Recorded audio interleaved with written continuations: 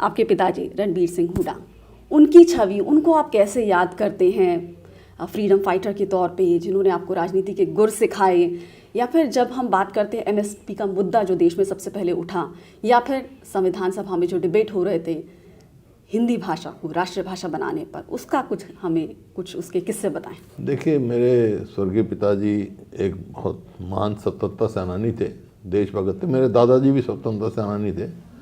तो वो 7 विभिन्न सदनों के सदस्य रहे।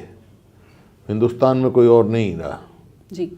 Constituent assembly, constituent legislative assembly, provisional parliament, Lok Sabha, Punjab assembly, Haryana assembly और राज्यसभा से रिटायर हुए। और 8 जेलों में रहे अपने समय में, फ्रीडम स्ट्रगल में 8 डिफरेंट जेल्स में रहे।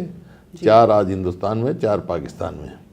तो जो आप बात कर रहे हो एमएसपी की, उन्होंने बहुत सारे मुद्दे उठाए थे। जैसे पहले किसान के ऊपर इनकम टैक्स था, वो उन्होंने हटाया। वो उठाया मुद्दा तो इनकम टैक्स हटा।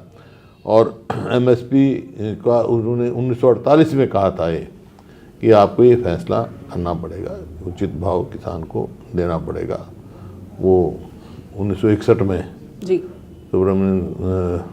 सुब्रमण्यम जी थे शायद मंत्री, और उस टाइम ये फैसला हुआ। पंडित जी जवाहरलाल नेहरू प्रधानमंत्री थे, एमएसपी देना शुरू हुआ। इसी प्रकार से जो भी मुद्दे उन्होंने उठाए। और आपने क्या बताया मुद्दा? हिंदी भाषा की मैंने बात की, राष्ट्रीय भाषा। हिंदी भाषा की तो बड़ी इंटरेस्टिंग स्टोरी है। जब हिंदी भाषा राष्ट्र भाषा बने जी, तो उसका फैसला होना था, वोटिंग हुई थी जी। और 1 वोट से हिंदी भाषा बनी राष्ट्रीय भाषा उस टाइम।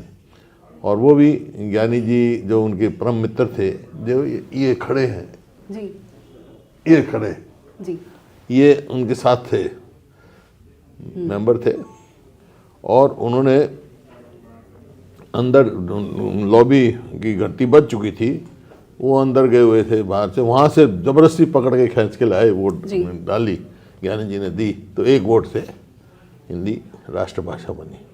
तो वो 1 वोट लाने में उन्होंने बहुत प्रयास किया। उन्होंने कहा कभी घंटी बज जाएगी, दरवाजे बंद हो जाएंगे तो वो बाहर ही रह जाएंगे। ये नहीं है कि वोट नहीं दे रहे थे, वोट तो सपोर्ट कर रहे थे, लेकिन वो बाहर गए हुए थे, समझो बेल बज चुकी थी।